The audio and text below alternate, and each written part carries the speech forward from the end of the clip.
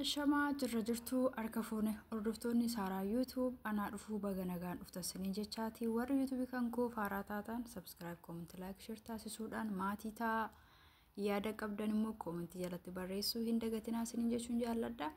Egaa akkuma jalqaba viidiyoo kanaa irratti argitan obboleettiin kun baay'ee jeeqamtee jirti, baay'ee nama gaddisiisti, baay'ee qalbii nama cabsiti. Egaa yeroo tokko dadhabbiin keessan yeroo akkasitti bakka hin taane irratti hafu baay'ee nama gaddisiisa, baay'ee namatti dhagahama.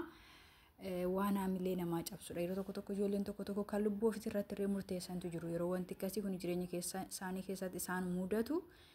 Egaa dadhabbii ishee hoggaa 8 abbaa warraa ishee irratti ergitee yookiin hiriyaa ishee irratti ergitee nama boru jireenyaaf karoorfatte fuuldura isheetti nama waliin jiraachuudhaaf yaadde kana irratti mindaa ishee hoggaa 8 dalagdee itti dadhabde abdii ishee isa wajjin jiraachuudha wanta ta'eef irratti ergitee inni immoo qarshii sanaan jireenya biraa bultii biraa dhaabatee suura gaa'elatti dhaabatee isheedhaaf ergeef jechuudha. Sababa sana micayyoon kun egaa akkuma argitan kana wayyaa dadhabbii kan koo kan hoggaa 8 jettee iyyaa jirti. Wayyoo maalan ta'an akkasii jedhaa jirti micayyoon kun. Egaa rabbumti ishee tasgabbeessu malee bifa kun akkuma argitan kana nama sodaachisu keessa jirti.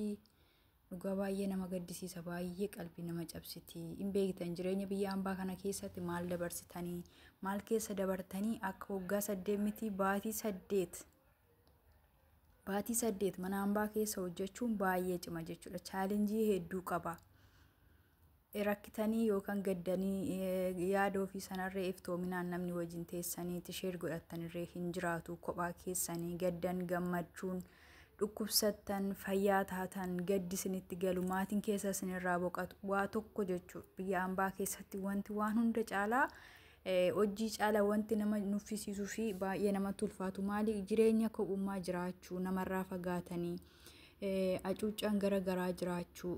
Waan baay'ee saayikoo namaarree yookiin mu'aamilee namaarree nama miidhuu hojii caalaa hojii biyya keenya keessattis nu hojjannaa jireenya kophummaa sana jiraachuudha kan ulfaatu jechuudha. Maaliif namni tokko aga nama ta'etti yaada isaa namatti sheer godhachuu barbaada. Yeroo gaddeetti nama abshir jedhu wayii cinaa isaatii barbaada. Yeroo dadhabetti itti boqachuu barbaada. Yeroo dhukkubsatte nama isa gaafatu barbaada. Yeroo maatiin isaa irraa boqatetti nama abshir jedhee bukkee isaa dhaabatu barbaada. Wantoonni akkasii kun egaa waaqayyoomti rakkina namatti fidin biyya hambaa keessatti malee hin jiran jechuudha.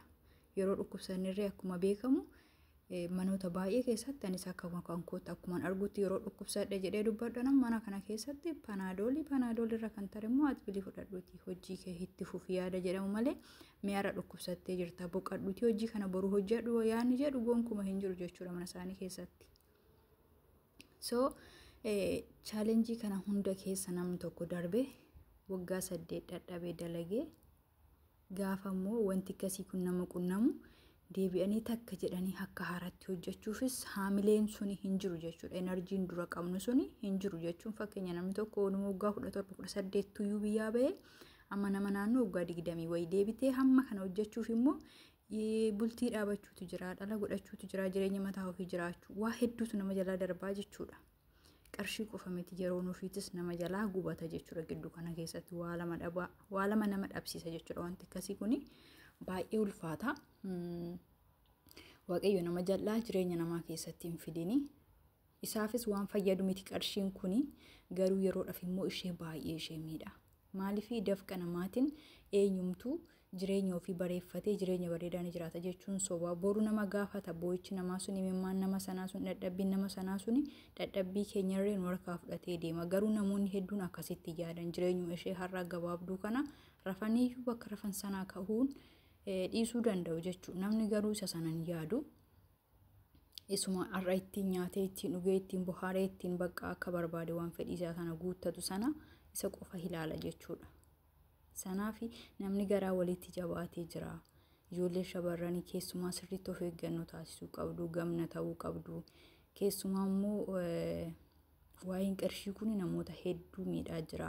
Baraa baratti waan dhaabataa jiru miti. Namnis maaliif akka kana garaa walitti jabaatu nama tokko jireenyaan barbaadu yoo ta'e ko qarshii nama sanaas fudhachuu dhiisuu hin danda'ama. Nama sana jibban taanaan qabeenyuma isaa sana waliin jibbuutu barbaachisa malee qabeenya isheerraa fayyadamaa isheedhaan immoo akka kanatti miidhanii gaa'ela bira dhaabachuun waan baay'ee fokkisaadha jechuudha. Ijoollee biraatiifis wanti kun tarii barumsa ta'uu danda'a. Namoota waan kana argitaniif guutuudhaan guututti nama amantanii namarratti of gattaniif dhugaa qalbii nama cabsaa hin beeku. Wantoota akkasii yeroon ilaalutti waan baay'ee nama yaachisa jechuu garmu fuulduratti jireenya namni yaadu egaa nama biraallee wanti kun nama sodaachisa jechuudha. Maaliif yoo jettanii namni hundi akkuma bifa isaa, dalagaan isaa, haalli jireenya isaa, haalli yaada isaa wanti hundi isaa gargari. Maatii tokko keessaarree namni amala wal fakkaataa qabaatu hin jiraatu jechuudha. Hundi keenyayyuu amalli keenya, hojiin keenya, yaadni keenya gargari, fiizikaaliin keenya wanti hundi keenya jechuudha. Sanaafi namoonni tarii namoota gaarii waaqayyo isaan gargaarii qaban irra yeroo wantoota akkasii kan argan wal shakkuutu uumama. Namoonni hojii badaa hojjetan ofii isaanii bicha osoo hin taane namoota biraarree akka jeeqaman, akka namni wal shakku, akka namni nama sodaatu nama taasisanidha. Egaa jireenya obboleettii kanaa akka kana ta'uun isaa baay'ee nama gaddisiisa. Waggaa 8 miti baatii 8 dadhabbiin baatii 8 xiqqaa miti biyya hambaa kana keessatti. Waan baay'ee dabarsiteetii hirriba dhabuu jira, dhukkubsattee dadhabdee hojjechuutu jira yookiin immoo osoo ofiishee waan baay'ee godhachuun itti bareedu ofiishee ofirraa qusattee yookiin jireenya keenya boruutiif yookiin mana tokko dhaabachuudhaaf ta'uu danda'a waan garaagaraarra oolchuudhaaf qarshii kana gara isaatti ergiti. Isheen immoo waan akkasiittiin dalagee irratti fuudhanii argamuun waan baay'ee nama jibbisiisudha. Dhugaa waan baay'ee nama aarsuudha. Haamilee nama cabsa wantoonni akkasii kuni. Namoota biraatiif illee barumsa ta'a. Isheen takkaa nyaatamtee jirti tarii ijoollee gara fuulduraatiifis wanti kun barumsa ta'uu danda'a. Namni hundi akka kana ta'uu baatullee garuu namni amanamu akkuma jiru namni gadheen akkasiis hin jira. Nama bishaan mitiidhaan naman ilaaluun hin danda'amu.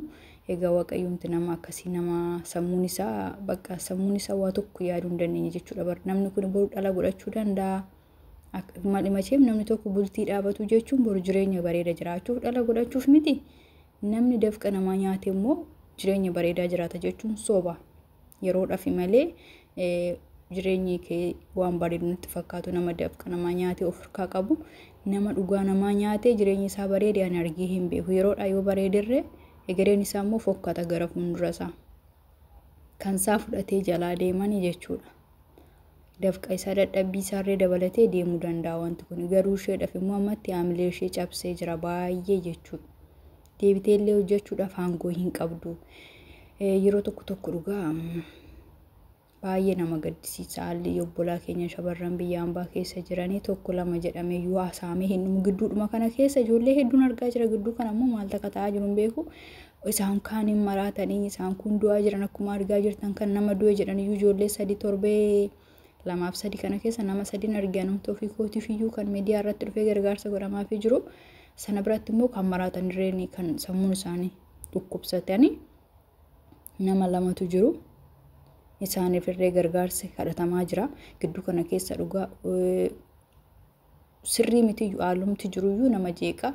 Namni kana ilaalaa dafqa namaa nyaatanii sammuun isaa sirrii hin hojjeta jedhee seen yaaduu sin danda'a jedhee hin yaadu nama akkasii dhugaa. Maaliif ijoollee akkas kun isaanii du'anii reeffi isaanii galaa. Kun isaanii maraatanii sammuu isaanii dhabanii biyya hambaa keessatti akkana rakkataa osoo arganuu dafqa nama biraammoo nyaatanii ishee afte sanas maraachuuf deemu jechuun kun nama sammuu qaburraa hin eeggamu. Nama yaaduu danda'u, nama boru dhala godhachuu danda'urraa hin eeggamu, nama obboleettii qabu, nama haadha qaburraa hin eeggamu. Gonkumaa nama sammuu hin qabne yoo ta'e maleeti.